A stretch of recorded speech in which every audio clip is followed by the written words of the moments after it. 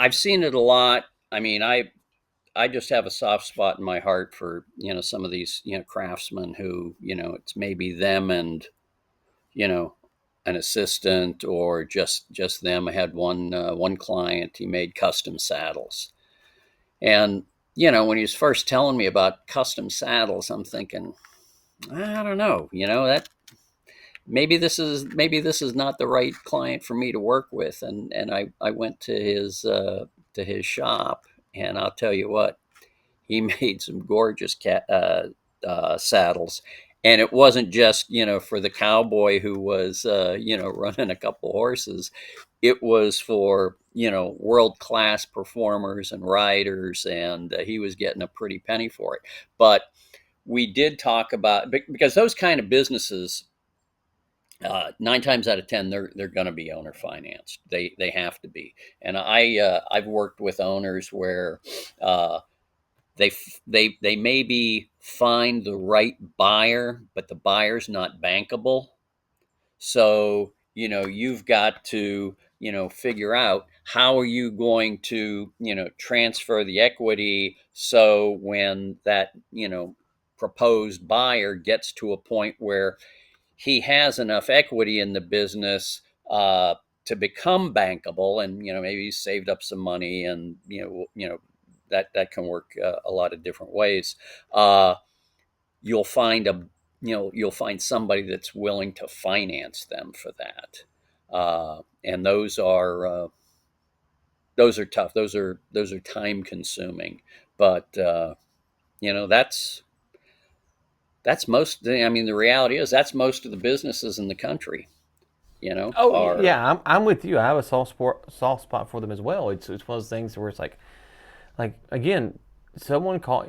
He's not shipping bow and arrows across the United States. People come to his shop, and some dude from, I think it was Minnesota, somewhere up north, called him, and he's sitting there answering all the questions, and super knowledgeable. It just becomes the next buyer. And for him to compete with Academy Sports, I don't think I have, if I was advising him, a real fear, because people are coming to him because they want to know like the intricacies of. I don't use bow and arrow, so I don't. I'm not one, but they want to. Yeah, I'd go to Academy to buy one. I don't care. But people who come to him, they're serious. And so, to your point about this guy with the saddles, like people, if world class horse riders are buying saddles from this guy, that's serious, right? And so the next person, they might not be able to finance it, but they also have to understand that the expectation of the clientele is different there too.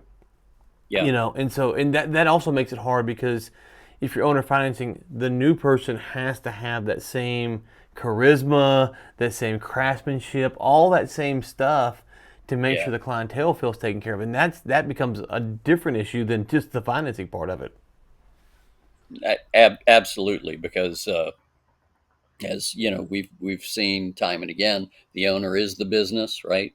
Uh, and if you're gonna transition that business, you've got to find another potential. And that's why I kind of like that mentoring model, where you know you find what the owner considers the right person, someone that's got the artistic skills, somebody that understands leather, somebody that understands horses, somebody that understands the different types of horses. But you find that person, and then you can work with them, and a fair piece of it is going to be seller financing, but you work with them over the court. And it's not like, okay, work with me for 6 months and it's yours. It's over the next 3-4 years, we're gonna help you fill my shoes and get you familiar with the client base, so you can successfully operate and grow this business. Yeah, And I'm glad you brought that up, because in this case, I talked to him, I guess it was like July or August last year.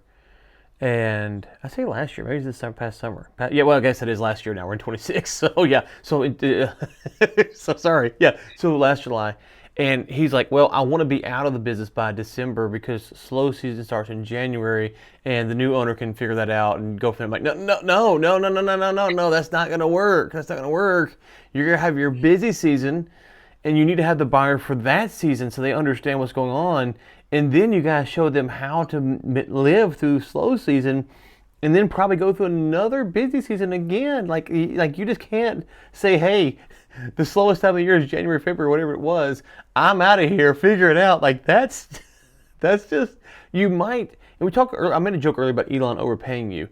So that's not going to happen. But you might find someone who would take a risk on an owner finance deal, assuming it's not really personally guaranteed and stuff like that, for something like that because it's a low risk for them. But if it's a low risk for them, it's a low risk of you getting your money back. And so if you are in that business, to your point, you got to have this plan of 3, 4, 5 years to transition it, or you got to understand I'm not going to sell this thing. I've got to invest in stocks or real estate or whatever it is so I can retire that way. And that's okay. There's nothing wrong with that. Like, just understand that's what you're doing.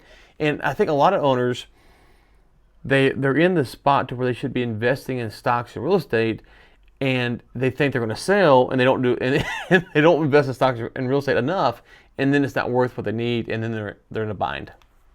Yeah, and I'm glad you brought that up because even some pretty attractive, high revenue, high EBITDA businesses, you get into, the owner's personal savings and investment portfolio, and they haven't looked at it since college. It's like, well, I put some money in here, and I don't know where it is right now. But that's a critical piece of figuring out what that wealth gap is, right? It's the what you have and what you need, and the bigger the gap the business has to fill, the harder it is to to really get there.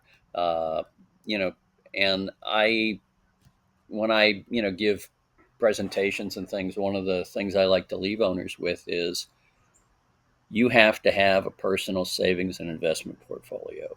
If you don't have a financial planner right now, you need to get one because you know life and retirement can be really nice or it can suck. And if you don't have a fair amount of money of your own to contribute to that retirement, you're getting closer to the retirement is going to suck because now I'm totally dependent on what the business is going to bring. And you know who knows where that is right now.